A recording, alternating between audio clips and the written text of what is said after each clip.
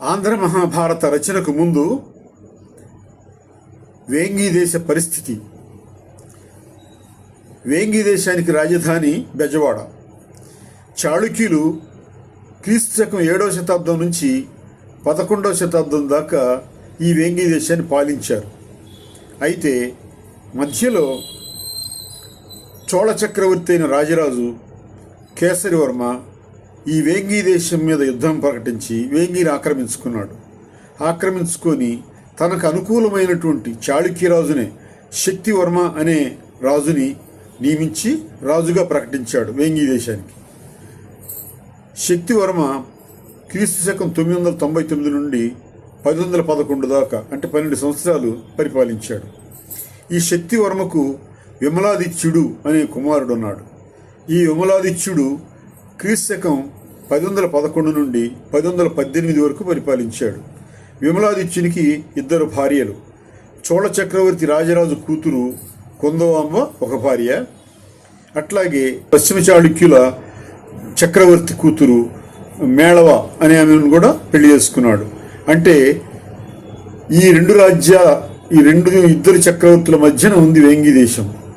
ఇటు చోళ చక్రవర్తి, అటు పశ్చిమ చాళుక్య చక్రవర్తి మధ్యలో వేంగీ దేశం ఉంది. ఈ వేంగీ దేశానికి వైపులా ఇద్దరు చక్రవర్తులు ఉన్నారు.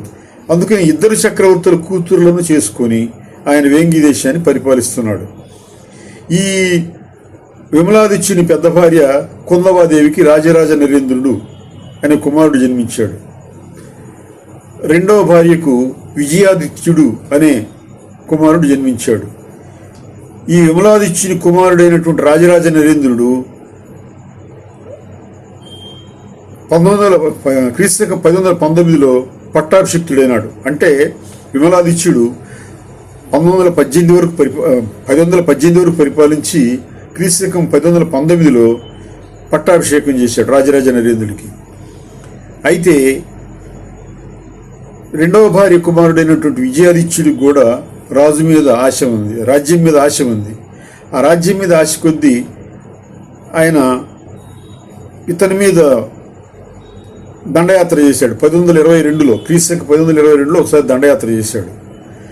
ఈ దండయాత్రకి ఏం చేశాడంటే తన తల్లి పశ్చిమ చాళుక్యుల ఆడపడుచు కాబట్టి పశ్చిమ చాళుక్య చక్రవర్తి యొక్క సహాయం తీసుకొని వచ్చి దండయాత్ర చేశాడు. అయితే అప్పుడు రాజరాజ నరేంద్రుడికి చోళ చక్రవర్తి సహాయం ఉంది కాబట్టి ఆయన సహాయంతో సునాయాసంగా గెలిచాడు. తర్వాత విజయాదిత్యుడు మళ్ళీ క్రీస్తు శకం 1031లో పశ్చిమ చాళుక్యుల సహాయంతో మరలా ఈ వేంగీ దేశం మీద దండెత్తాడు. అంటే తమ అన్న మీదనే దండెత్తాడు. అప్పుడు గెలిచాడు.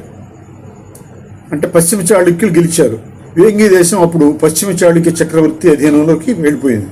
విజయాదిత్యుడు ఇక్కడ రాజు అయ్యాడు వేంగీ దేశానికి. అప్పుడు రాజరాజ నరేంద్రుడు తన తల్లి మాతృదేశమైనటువంటి తన తల్లి పుట్టిలైనటువంటి చోళ సామ్రాజ్యానికి వెళ్ళి చోళ చక్రవర్తి ఆశ్రయం పొంది తర్వాత క్రీస్తు శకం 1035లో చోళుల సహాయంతో వేంగీ దేశం మీద దండెత్తి విజయాదిత్యుని ఓడించి మళ్ళీ దేశాన్ని ఆక్రమించుకున్నాడు. ఆ తర్వాత క్రీస్తు శకం 1144లో అంటే ఒక 9 సంవత్సరాల తర్వాత విజయాదిత్యుడు మళ్ళీ ఈ పశ్చిమ చాళుక్యుల సహాయంతో యుద్ధం చేశాడు. దండెత్తాడు వేంగీ దేశం మీద. దండెత్తి ఓడించాడు. అప్పుడు రాజరాజ నరేంద్రుడు మరలా చోళ చక్రవర్తి సహాయానికి వెళ్ళి అక్కడ ఆశ్రయం పొంది క్రీస్తు శకం 1147లో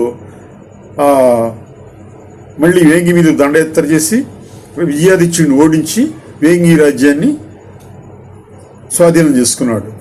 ఆ తర్వాత ఏం చేశాడంటే బెజవాడ నుండి ముఖ్య పట్టణాన్ని రాజమహేంద్రవరానికి మార్చాడు.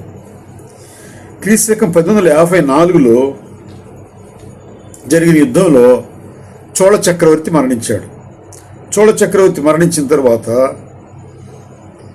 ఈ రాజరాజ నరేంద్రుడు చోళ చక్రవర్తికి అల్లుడు కాబట్టి ఆయన చక్రవర్తి మరణించగానే రాజరాజ నరేంద్రుడే చక్రవర్తిగా ప్రకటించుకొని పశ్చిమ చాళుక్యులతోటి ఒక ఒడంబడిక ఏర్పాటు చేసుకున్నాడు.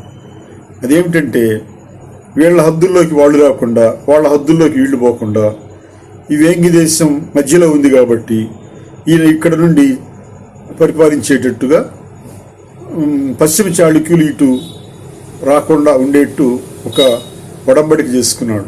ఈ ఒడంబడికకు ఈయన నన్నయ్య భట్టు రాయబారం చేశాడు.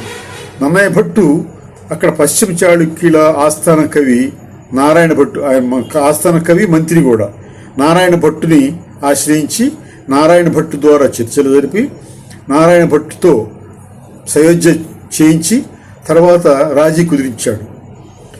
ఆ తర్వాత నారాయణ భట్టు వేంగి దేశానికి వచ్చాడు.